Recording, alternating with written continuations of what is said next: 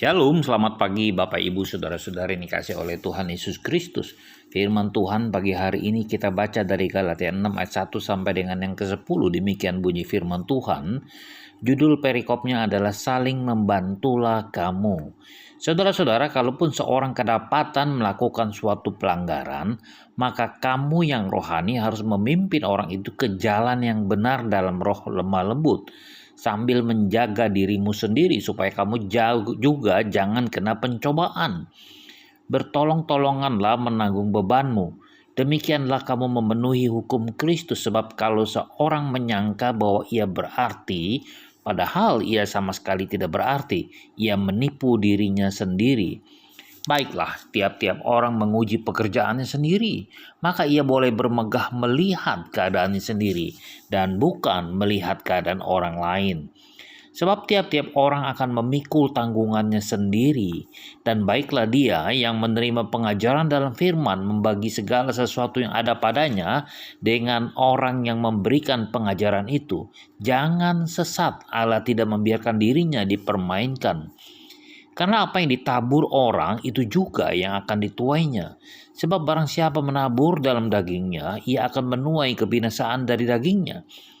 Tetapi barang siapa menabur dalam roh, ia akan menuai hidup yang kekal dari roh itu.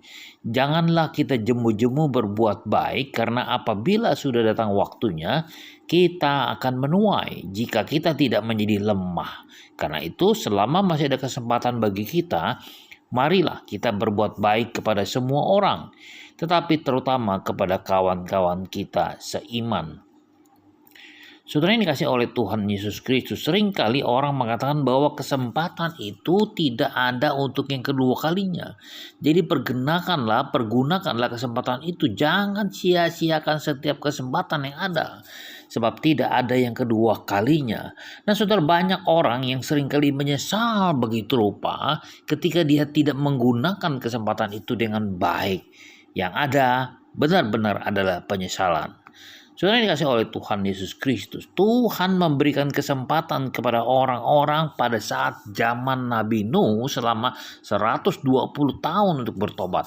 Tetapi mereka tidak mempergunakannya dengan baik. Akhirnya penyesalan pun tiada gunanya. Dan ketika Tuhan menenggelamkan bumi dengan air bah, binasalah mereka semua kecuali Nuh dan keluarganya yang selamat.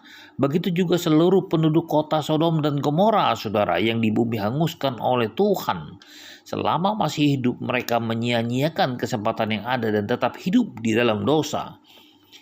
Juga kita melihat kisah orang kaya dan Lazarus, saudara.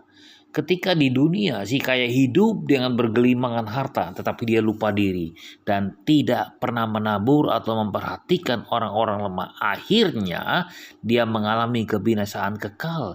Dia lupa bahwa hidup di dunia ini adalah kesempatan bagi kita untuk mempersiapkan hidup di dalam kekekalan. Nah, saudara, berapa lama kita memiliki kesempatan hidup di dunia ini? Selamanya kah? Dalam Mazmur Daud berkata bahwa masa hidup kita adalah 70 tahun jika kami kuat, 80 tahun dan kebanggaannya adalah kesukaran dan penderitaan, sebab berlalunya buru-buru dan kami melayang lenyap. Menyadari bahwa kesempatan itu sangat terbatas, Daud juga berdoa, saudara, ajarilah kami menghitung hari-hari kami sedemikian, sehingga kami beroleh hati yang bijaksana. Nah, jadi tugas kita adalah menemukan kesempatan dalam setiap situasi yang ada. Sebab jika hidup ini berakhir, tidak ada lagi kesempatan untuk bertobat, saudara. Sesudah mati, tidak ada lagi kesempatan untuk berbuat baik bagi diri sendiri atau bagi sesama. Sehingga Raja Salomo menasihati, segala sesuatu yang dijumpai tanganmu untuk dikerjakan, kerjakanlah itu sekuat tenaga. Karena tidak ada pekerjaan, pertimbangan, pengetahuan dan hikmat dalam dunia orang mati. Kemana engkau akan pergi? Saudara yang dikasihi oleh Tuhan Yesus Kristus, selagi Tuhan memberikan kesempatan, gunakanlah sebaik mungkin kesempatan itu supaya tidak ada penyesalan di kemudian hari. Selamat pagi, selamat berkarya dan Tuhan berkati.